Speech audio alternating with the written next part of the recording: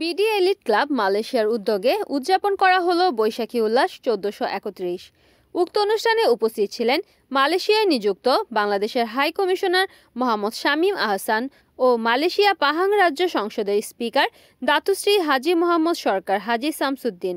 BD elite club মালয়েশিয়ার founder জে.আর. খান কাকন বলেন, প্রবাসীদের আনন্দ দিতে নতুন প্রজন্মের মধ্যে বাংলাদেশের ঐতিহ্য সংস্কৃতি তুলে ধরতে বাংলাদেশ থেকে এক ঝাঁক তারকা শিল্পী নিয়ে আসি আমরা এবং রেমিটেন্স যোদ্ধাদের বৈধ উপায়ে দেশে টাকা পাঠানোর জন্য তাদের অনুপ্রাণিত করার উদ্দেশ্য ছিল আমাদের।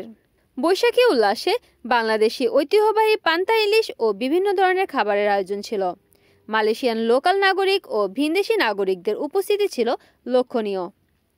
বিডি এলিট ক্লাব মালয়েশিয়া একটি অরাজনৈতিক সংগঠন ও মানব সেবামূলক সংগঠন।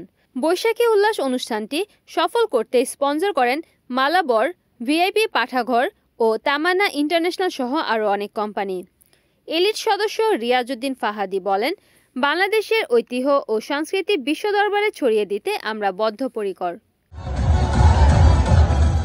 রিপোর্ট করেছেন মালয়েশিয়া প্রতিনিধি শাহিন আলম, NN টিভি।